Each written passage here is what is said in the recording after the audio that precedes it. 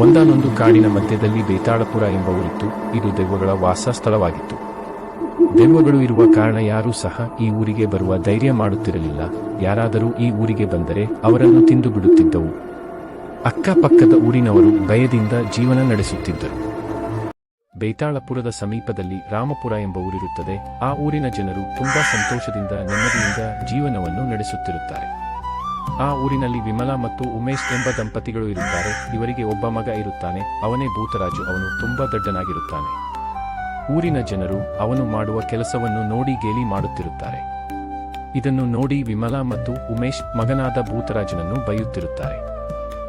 ಬೇತಾಳಪುರದ ಪಕ್ಕದ ಊರಿನ ಭೂತರಾಜು ಎಂಬ ಯುವಕನು ಕಾಡಿನ ಮಧ್ಯೆ ನಡೆದು ಬರುವಾಗ ಆಕಸ್ಮಿಕವಾಗಿ ದಾರಿ ತಪ್ಪಿ ಬೇತಾಳಪುರದ ಕಡೆಗೆ ಬಂದು ಬಿಡುತ್ತಾನೆ.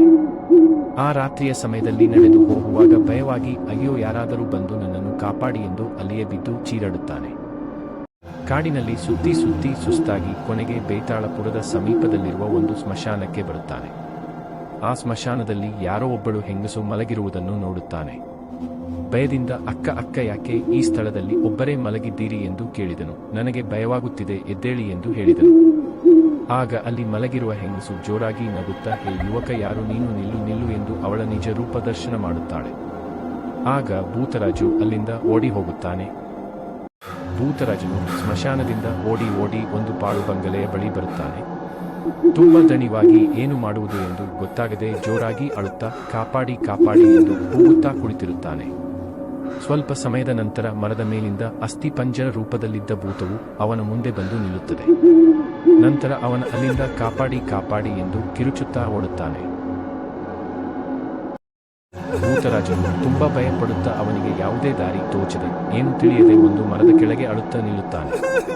ಸ್ವಲ್ಪ ಸಮಯದ ನಂತರ ಒಂದು ಬೃಹದಾಕಾರದ ಭೂತ ಒಂದು ಕೈಯಲ್ಲಿ ಆಯುಧವನ್ನು ಹಿಡಿದುಕೊಂಡು ಮುಂದೆ ಹೋಗುತ್ತಿರುವುದನ್ನು ನೋಡಿ ದೇವರೇ ನನ್ನ ರಕ್ಷಿಸು ಎಂದು ಬೇಡಿಕೊಳ್ಳುತ್ತಾನೆ.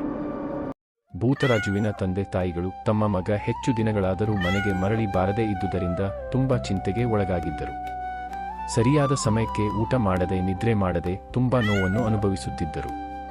ತಮ್ಮ ಮಗ ಏನಾದರೂ ಕಾಡಿನಲ್ಲಿ ತಪ್ಪಿಸಿಕೊಂಡು ಎಲ್ಲಾದರೂ ಹೋಗಿರಬಹುದೇ ಅಥವಾ ಯಾವುದಾದರೂ ಭೂತ ಅವನನ್ನು ಕೊಂದಿರಬಹುದೇ ಎಂದು ಯೋಚಿಸುತ್ತಾ ಮಗನ ಆಗಮನಕ್ಕೆ ಕಾಯುತ್ತಾ ಕುಳಿತಿದ್ದರು.